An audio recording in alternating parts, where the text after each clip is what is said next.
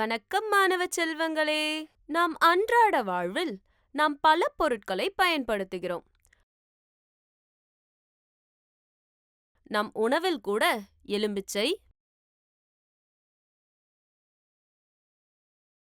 புளி, சாதாரண உப்பு, சர்க்கரை, வினிகர் போன்ற பல வகைகள் உள்ளன. சில பொருட்களில் புளிப்பு, சில கசப்பு, சில இனிப்பு மற்றும் சில காரம் என்று நாம் அறிவோம். வெவ்வேறு பொருட்கள் வெவ்வேறு சுவைகளை கொண்டுள்ளன. அவற்றை சுவையில் வேறுபடுத்துவது எது? சுவை காண முடியாத பொருளை எவ்வாறு வேறுபடுத்துவது?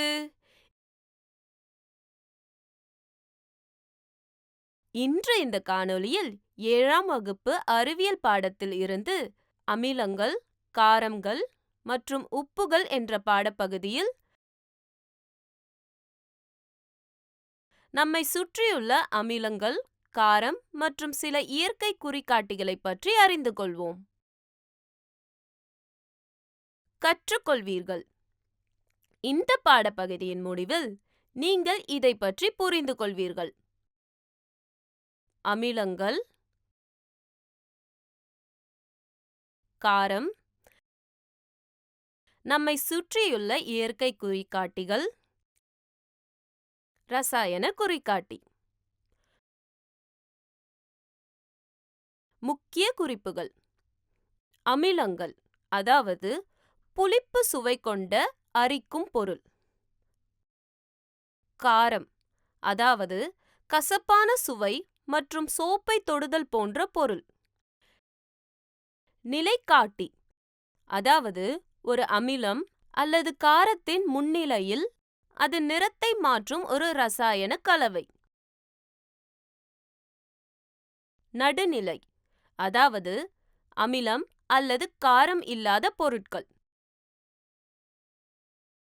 பாசிச்சாய காகிதம் அதாவது பாசிக் காளான்களில் இருந்து பெறப்பட்ட இயற்கையான நீரில் கரையக்கூடிய சாயத்துடன் சிகிச்சையளிக்கப்பட்ட வடிகட்டி காகிதம். தொடங்குவதற்கு முன் இந்த பாடப்பகுதியின் கருத்து வரைபடத்தை பார்ப்போம்.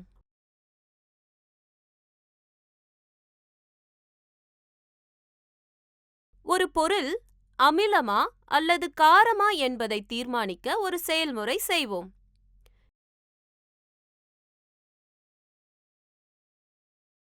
எலுமிச்சை சாறு, ஆரஞ்சு சாறு, வினிகர், தயிர், புளி, சர்க்கரை, சாதாரண உப்பு, சமையல் சோடா, நெல்லிக்காய், திராட்சை மற்றும் பழுக்காத மாம்பழங்கள் அனைத்தையும் எடுத்து சுவைக்கவும்.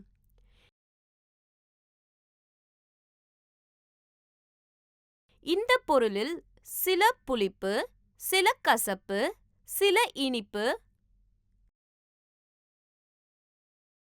மற்றும் சில உப்பு சுவை என்று நீங்கள் உணரலாம். தயிர், எலுமிச்சை சாறு, ஆரஞ்சு சாறு மற்றும் வினிகர் புளிப்பு சுவை. இந்த பொருட்களில் அமிலங்களை கொண்டிருப்பதால் புளிப்பு சுவை. அத்தகைய பொருட்களின் வேதியியல் தன்மை அமிலமானது. அமிலம் என்ற சொல் லத்தீன் வார்த்தையான ஏசியர் என்பதிலிருந்து வந்தது, அதாவது புளிப்பு.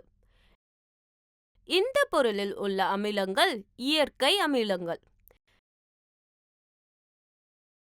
வெவ்வேறு அமிலங்களை கொண்ட பொருட்கள் இங்கே காட்டப்பட்டுள்ளன. சமையல் சோடாவில் புளிப்பு சுவை இல்லை, அதாவது அதில் அமிலங்கள் இல்லை. இது கசப்பான சுவை கொண்டது. அதன் கரைசலை உங்கள் விரல்களுக்கு இடையில் தேய்த்தால் அது சோப்பு போல் தெரிகிறது. பொதுவாக சுவையில் கசப்பான மற்றும் தொடும்போது சோப்பு போன்ற பொருட்கள் காரம் என்று அழைக்கப்படுகின்றன. அத்தகைய பொருட்களின் தன்மை காரம் என்று கூறப்படுகிறது. காரங்களை கொண்ட பல்வேறு பொருட்கள் இங்கே பட்டியலிடப்பட்டுள்ளன. ஒவ்வொரு பொருளையும் நாம் சுவைக்க முடியாது. பிறகு அதன் தன்மையை எப்படி கண்டுபிடிப்பது? ஒரு பொருள் அமிலமா அல்லது காரமா என்பதை சோதிக்க சிறப்பு வகை பொருட்கள் பயன்படுத்தப்படுகின்றன.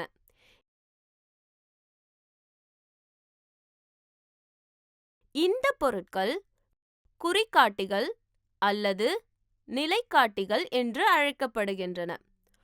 ஒரு அமிலம் அல்லது காரம் பொருளை கொண்ட கரைசலில் சேர்க்கும்போது குறிகாட்டிகள் அவற்றின் நிறத்தை மாற்றுகின்றன. மஞ்சள், பாசிச் சாயம், செம்பருத்தி இதழ்கள் போன்றவை இயற்கையாக காணப்படும் குறிகாட்டிகள். மிகவும் பொதுவாக பயன்படுத்தப்படும் இயற்கை காட்டி பாசி சாயம் ஆகும். இது பாசி காளான்களில் இருந்து பிரித்தெடுக்கப்படுகிறது. இது காய்ச்சி வடிகட்டிய நீரில் ஒரு மாவ் அதாவது ஊதா நிறத்தை கொண்டுள்ளது.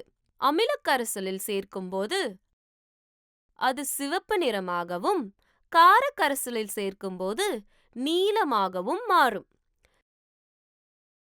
சிவப்பு அல்லது நீல பாசி சாயம் நிறத்தை மாற்றாத கரைசல் நடுநிலை கரைசல்கள் என்று அழைக்கப்படுகின்றன.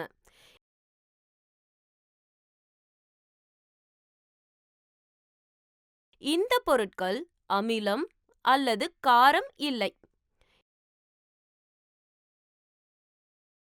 இது பாசிசாய காகிதம் எனப்படும் ஒரு கரைசல் அல்லது காகித துண்டுகள் வடிவில் கிடைக்கிறது. பொதுவாக இது சிவப்பு மற்றும் நீல பாசி சாயம் காகிதமாக கிடைக்கிறது. இப்போது பாசி சாய காகிதத்தை கொண்டு ஒரு செயலை செய்து ஒரு பொருள் அமிலமா அல்லது காரமா என்பதை கண்டறியலாம்.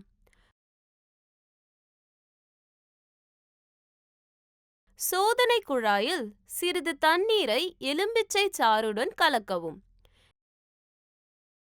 மேலே உள்ள கரைசலில் ஒரு துளியை சிவப்பு பாசி சாய காகிதத்தில் ஒரு துளி சொட்டின் உதவியுடன் வைக்கவும். நிறத்தில் எந்த மாற்றத்தையும் நாம் காணவில்லை.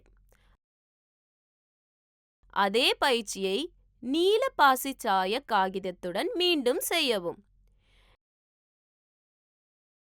நீல பாசி சாய காகிதம் சிவப்பு நிறமாக மாறுவதை நீங்கள் கவனிக்கலாம். எலுமிச்சை சாறு அமிலத்தன்மை கொண்டது என்பதை குறிக்கிறது. சிவப்பு மற்றும் நீல பாசி சாய காகிதம் கொண்டு அமிலத்தன்மை கொண்டதா அல்லது காரத்தன்மை கொண்டதா என சோதிக்கப்பட்ட சில பொருட்களின் பட்டியல் இதோ. ஒரு தேக்கரண்டி அளவு மஞ்சள் தூள் எடுத்துக்கொள்ளவும். சிறிது தண்ணீர் சேர்த்து கூழ் செய்யவும். வடிகட்டி காகிதத்தில் மஞ்சள் கூழை போட்டு உலர்த்தி மஞ்சள் காகிதத்தை உருவாக்கவும். பெறப்பட்ட மஞ்சள் காகிதத்தின் மெல்லிய கீற்றுகளை வெட்டுங்கள். மஞ்சள் காகிதத்தில் ஒரு துளி சோப்பு கரைசலை வைக்கவும்.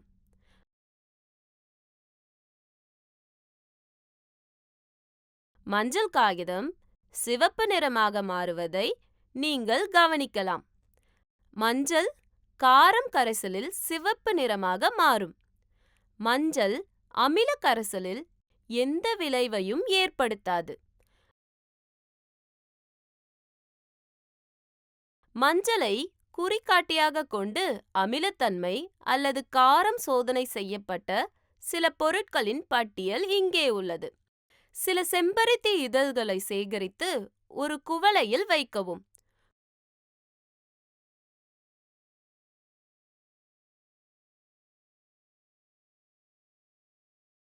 கொஞ்சம் வெதுவெதுப்பான நீரை சேர்க்கவும்.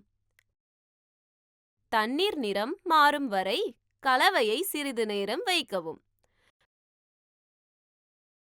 வண்ண நீரை ஒரு குறிகாட்டியாக பயன்படுத்தவும். செம்பருத்தி காட்டி அமில கரைசலை அடர் இளஞ்சிவப்பு நிறமாகவும், அதாவது மெஜந்தா நிறம், கார கரைசலில் பச்சை நிறமாகவும் மாறுகிறது. செம்பருத்தியை ஒரு குறிகாட்டியாக கொண்டு அமிலத்தன்மை அல்லது காரம் சோதனை செய்யப்பட்ட சில பொருட்களின் பட்டியல் இங்கே உள்ளது. அமிலங்கள் மற்றும் காரங்களை சோதிக்க பயன்படும் மெத்தில் ஆரஞ்சு மற்றும் பினாப்தலின் ஆகியவை வேதியியல் குறிகாட்டிகள் என்று அழைக்கப்படுகின்றன.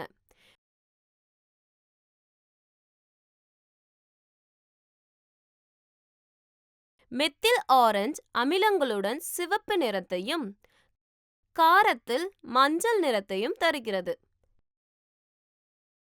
பினாப்தலின் அமில கரைசலில் நிறமற்றதாக இருக்கும். அதே சமயம் கார கரைசலில் இளஞ்சிவப்பு நிறமாக மாறும். மெத்தில் ஆரஞ்சு மற்றும் பினாப்தலின் ஆகியவற்றை பயன்படுத்தி சோதிக்கப்பட்ட பல்வேறு பொருட்கள் இங்கே காட்டப்பட்டுள்ளன. நினைவில் வைத்துக் கொள்ளுங்கள், அமிலங்கள் புளிப்பு சுவை கொண்டவை. காரம் கசப்பான சுவை மற்றும் தொடுவதற்கு சோப்பு. அமிலம் அல்லது காரம் இல்லாத பொருட்கள் நடுநிலை என்று அழைக்கப்படுகின்றன.